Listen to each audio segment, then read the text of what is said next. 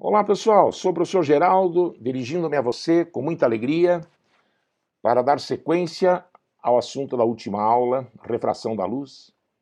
Quando vimos então o conceito de índice de refração absoluto e relativo, e vimos também as leis da refração, a segunda delas, chamada também lei de Snell-Descartes, nos permitiu relacionar o desvio que o raio luminoso sofre quando, numa incidência oblíqua, muda o meio de sua propagação. E vimos que isso estava relacionado com a mudança de velocidade. No entanto, precisamos enfatizar melhor que esse desvio de fato só ocorre na incidência oblíqua. Na aula de hoje vamos verificar, provar, na verdade, matematicamente, com base na lei de Snell-Descartes, que quando a incidência é normal, não deve haver desvio, e ele não é verificado. Portanto, é equivocada aquela definição de refração que consta em alguns livros de que a refração é o desvio que a luz sofre quando muda de meio. O desvio nem sempre ocorre. A refração é o fenômeno pelo qual a luz muda de velocidade, ao mudar o meio de propagação. O desvio, embora ocorra na maioria das vezes, não é obrigatório. Nós vamos ver melhor hoje, isso vai chamar a sua atenção, na incidência normal não ocorre desvio.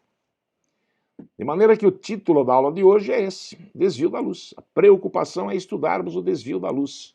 Como que a luz pode se desviar ao mudar o meio de propagação. Na aula anterior, então, vimos essa relação. N igual a C sobre V. N é um número adimensional que resulta da divisão de duas velocidades. Velocidade da luz no vácuo dividido pela velocidade da luz no meio considerado.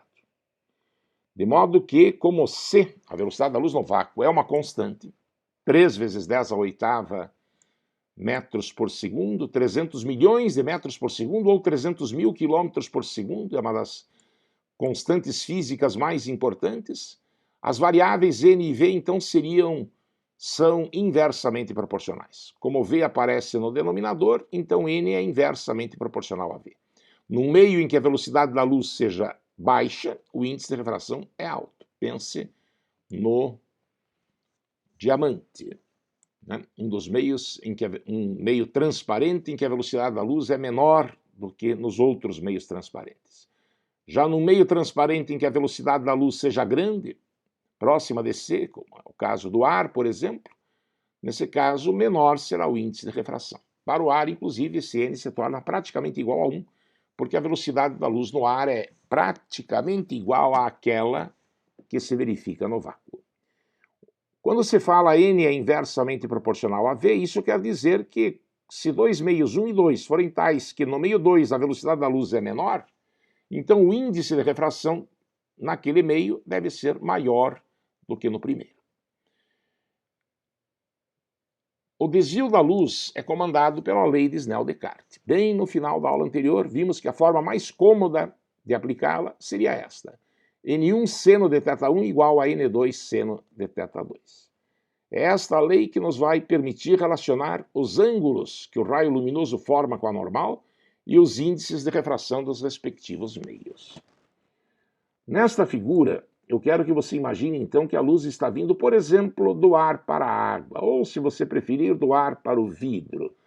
Tanto a água quanto o vidro são meios em que a velocidade da luz é menor do que no ar, não é mesmo? São meios que oferecem, digamos assim, mais resistência à passagem da luz. É por esse motivo que o índice de refração do meio 2, nessa figura, é maior do que no meio 1. A lei de Snell-Descartes, então, nos permite dizer o seguinte: se N2 é maior do que N1, veja as flechinhas, N2 grande, N1 pequeno, e já que o produto dos N's pelos senos dos ângulos com a normal deve ser uma igualdade, deve ser uma constante, então, para compensar, onde N é maior, o ângulo deve ser menor. No meio, onde o índice de refração é maior, a gente fala no meio mais refringente, o ângulo com a normal é menor. N2 maior do que N1, portanto, implica ser θ2 menor do que θ1. As flechinhas deixam clara essa relação matemática que queremos estabelecer. Né? Grandezas que têm produto constante na matemática são chamadas de grandezas inversamente proporcionais. Quando uma aumenta, a outra diminui. É mais ou menos isso que acontece com o ângulo e com o n. A conclusão, portanto, da análise que estamos fazendo é que quando um raio luminoso se dirige obliquamente para o meio em que a velocidade da luz é menor, o raio luminoso aproxima-se da normal. Eu preciso que você guarde bem essa afirmação. Eu exemplifiquei, a luz veio do ar para a água, ou do ar para o vidro, obliquamente. No vidro ou na água, em relação ao que era no ar, a velocidade da luz será menor. E ela ficou, você viu, mais de pezinho. O ângulo que o raio luminoso passou a formar com a normal ficou menor. Eu preciso que você guarde essa informação. O raio se aproxima da normal quando, na incidência oblíqua, ele segue para um meio em que ele é menos veloz. Portanto, um meio em que ele é mais refringente. Lembra que o n é inversamente proporcional a v? Por isso, uma boa maneira de guardar essa informação é pela palavra memashima. Você vai me ouvir dizer várias vezes, memashima. Na época em que as nossas aulas eram presenciais, ao final da aula, um tanto quanto impressionados, os alunos diziam um para o outro, memashima, com certa timidez a princípio, mas logo depois falavam isso com naturalidade.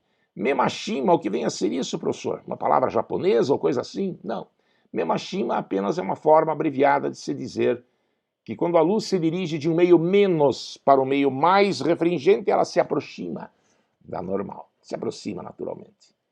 Certo? Essa palavra traduz uma frase que normalmente seria longa e remete o nosso pensamento a uma ideia importante. Ok? Então é o que consta aqui. Memashima. Ao se dirigir obliquamente do meio menos refringente, o ar, por exemplo, para o meio mais refringente, pode ser vidro, água, como você queira, o raio se aproxima da normal. É assim que se analisa o desvio da luz, quando a luz segue obliquamente para o meio em que ela é menos veloz. Exatamente como aconteceu na história do rato. Tá? Aquele rato que Pierre Fermat, o autor do princípio do tempo mínimo, citou, teria sido mantido preso num canto de uma sala, no canto oposto, um cheiroso pedaço de queijo, e na parte de baixo da sala, obstáculos para que o rato não pudesse ser tão veloz quanto no meio de cima. Depois dessa experiência ser repetida, várias vezes o rato ficou experiente e não seguiu mais a linha reta, o menor caminho do ponto de partida ao ponto de chegada. Ele seguiu um caminho tortuoso, inclinado, quebrado, melhor dizendo, porque assim ele chegaria no seu destino no menor tempo. A luz tem esse comportamento. Mas você não precisa ficar sempre pensando no princípio do tempo mínimo. Guarde a mensagem que é traduzida pela lei de Snell-Descartes e que tem a sua origem, não tenha dúvida nenhuma, no princípio de Fermat. E se fosse o contrário, professor? Então vem agora a figura que retrata a situação oposta. Vamos supor que em cima esteja vidro e embaixo esteja ar. Tá? No vidro, você sabe, a luz é mais lenta do que no ar. Então agora V2 é maior do que V1.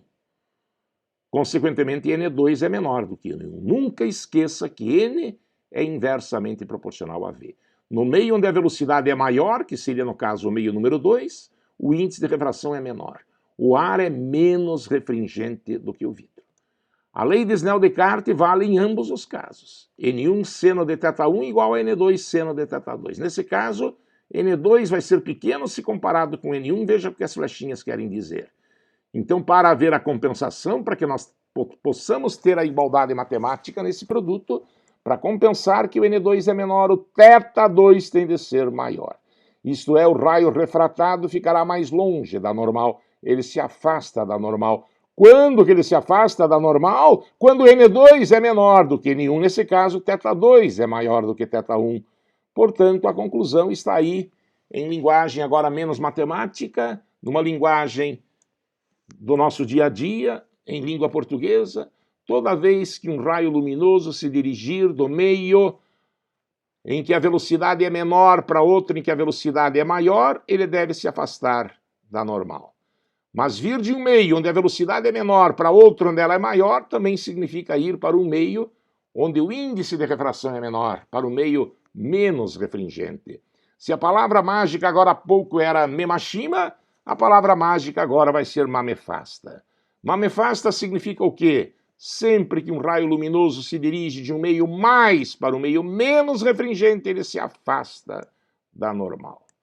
Legal esse macete, professor. Pois é, eu não gosto da palavra macete, porque a palavra macete já se popularizou nos cursos pré-vestibulares como um atalho, né?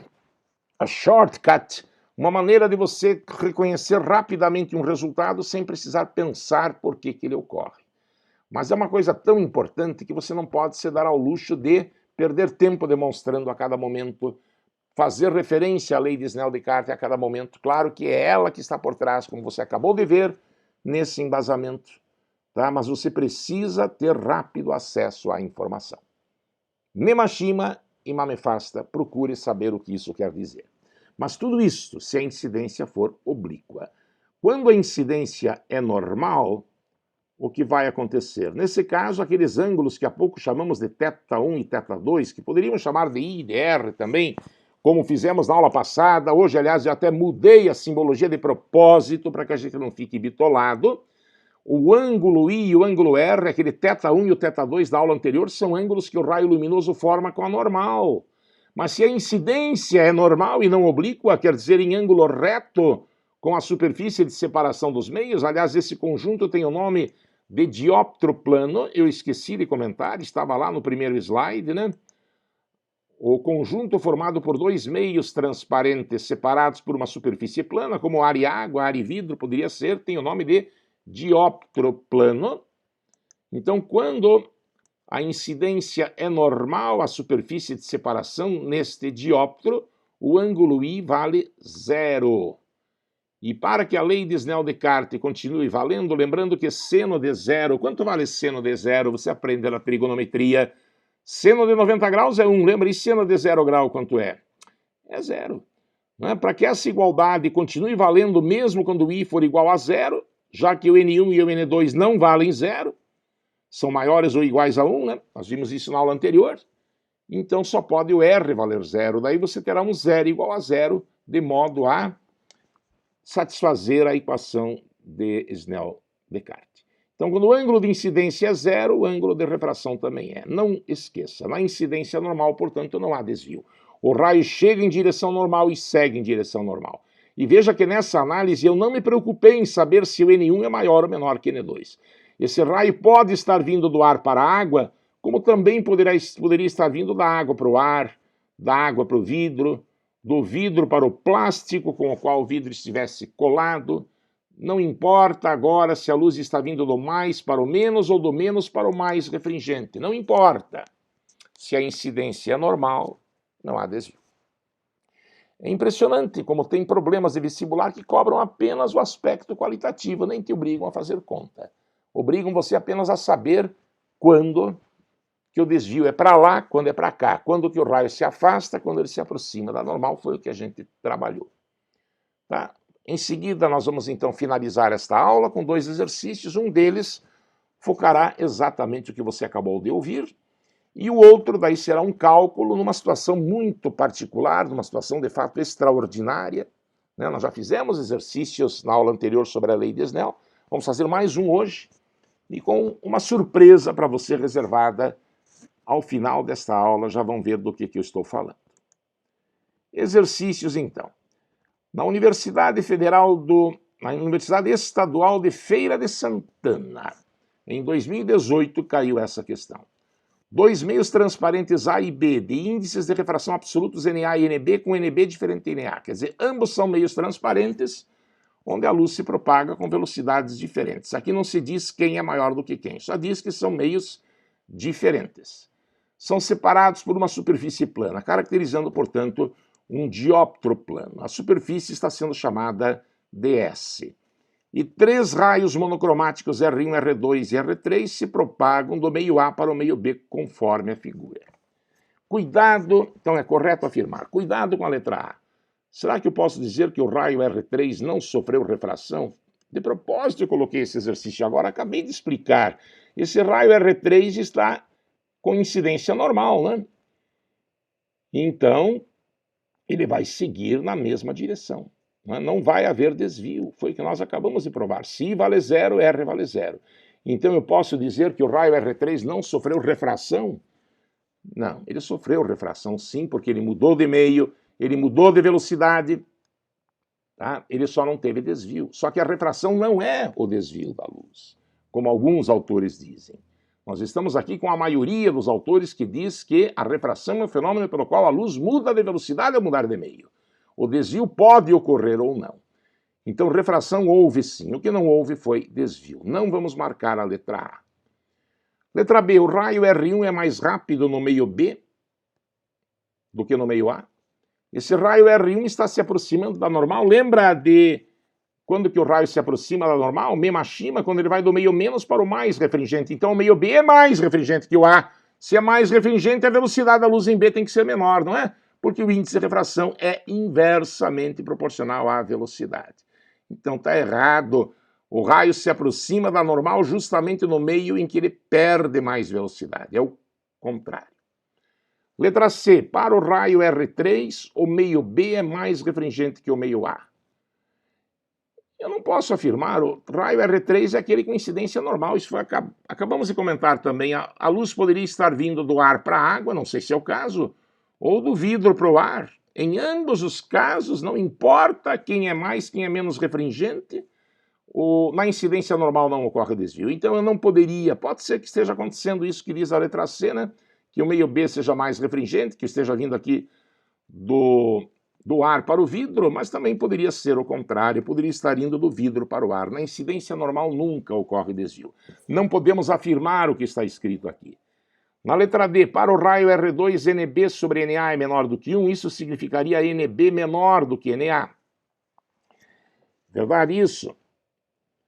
Se o raio está se afastando da normal, ele está se dirigindo para o meio em que ele é mais veloz. Se ele é mais veloz, então nesse segundo meio a refringência é menor. No meio em que a velocidade da luz é maior, o N é menor, não é mesmo? Então NB é menor que NA, isso combina realmente com o que está acontecendo aqui. Aqui eu diria mamefasta, não é?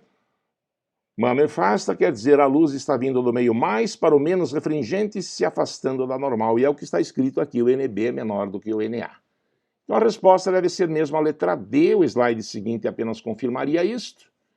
E a última alternativa, portanto, deve estar errada. Para o raio R1, NB vezes NA é menor do que zero? Não, isso não pode acontecer, né? O produto dos índices de refração ser negativo. Nós, pelo que aprendemos até agora, o índice de refração é positivo, né? O produto de dois números positivos não pode ser negativo. Tá? Na realidade, eu vou te dizer uma coisa, vai provavelmente te surpreender. A maioria dos livros não toca nesse assunto, mas na internet, no Google, você encontra notícias a respeito disso, é coisa moderna. Existe índice de refração negativo, mas não nos casos como esses mencionados aqui. São os chamados metamateriais, em que a luz, ao mudar de meio, se desvia não para o outro lado da normal, como nós estamos vendo, mas para o mesmo lado. Nesse caso, o índice de refração é negativo. Isto é algo que não está na maioria dos livros.